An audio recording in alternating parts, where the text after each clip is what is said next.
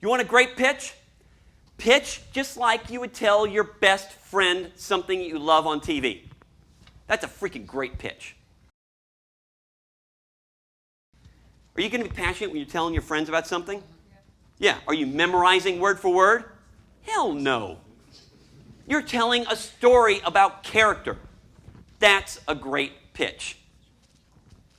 Now, with animation or live action, you can't always produce something.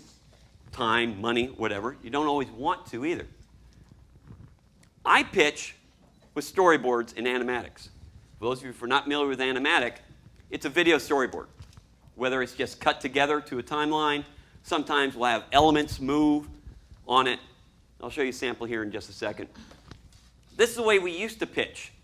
I'd go to Nickelodeon, for instance. They've got this one room in the side building in Burbank. And it's got corkboard on 3 walls. And I'd come in, and they ask you to get there 20, 25 minutes early. Take all your storyboards. I'll have 300 sheets like that. And you go through, and you go all the way around. You tack everyone up all the way around. Then you go back to the beginning, and you tack up the next one, right? They give you all the thumbtacks, and you tack all these up all around the wall. There's a table like this in the middle of the room. And then you sit there, and you wait. The executives come in, 1 to 3 executives generally. They can see all the boards there. Generally, I might have some other big artwork so I can introduce the characters before I get into my pitch. And the first time I did it, I didn't really know what to expect. I knew I'd be up there going panel to panel. I had my stick with me, and you smack each drawing as you're going, and you perform it. Every voice, every note, and this happens. And then when Dr. So-and-so goes and does this, and he says this, and then little Jimmy says, ah, and you act the whole thing out, right? So I get up from the desk. They're sitting across from me. I get up, and I walk over to the board, and I point at the first one, and I start talking, and I turn, expecting they're going to still be over there. No, they were right here. So, ah!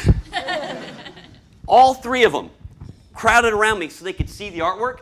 So as I'm going like this, and I would tend to kind of hop from one to the next just because, why not? It's exciting. They're doing that with me, all 3, So all 4 of us are like this, going down during the entire pitch. That's great. It's fun. There's a lot of energy, right? But you don't necessarily really get the flow of a show, of an idea or what concept from doing that. It's fun to do. I don't think it's the best way to pitch. I pitch with Animatics because that's what a storyboard looks like if you're up close. All right, I can see it. You get it. You don't really get a sense of timing.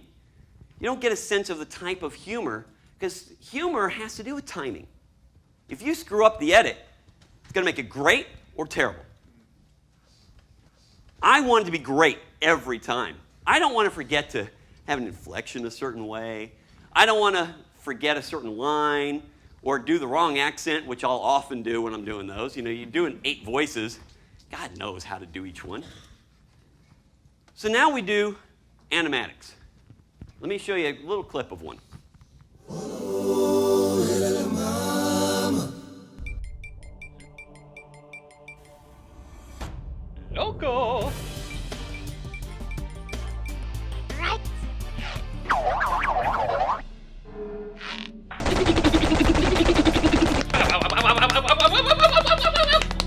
Good cover.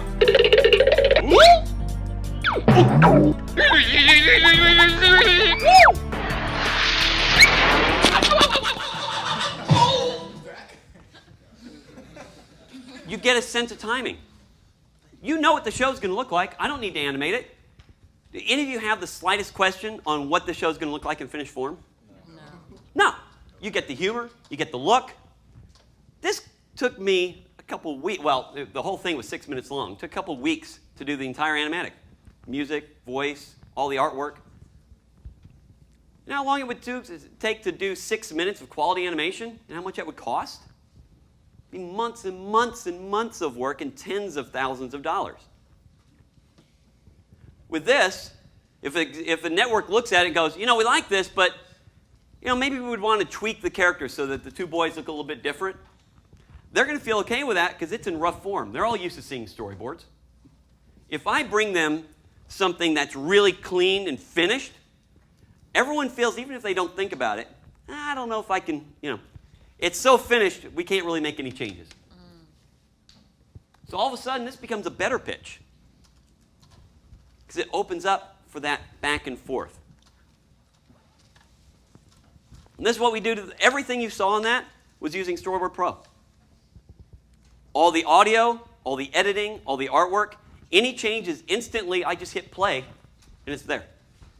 We used to draw on paper, scan the individual elements, cut mats across things, go into After Effects, do the moves, then go into Premiere or Avid, and then we'd edit together, and then we'd go into another thing to do the audio, and then we'd sync it together.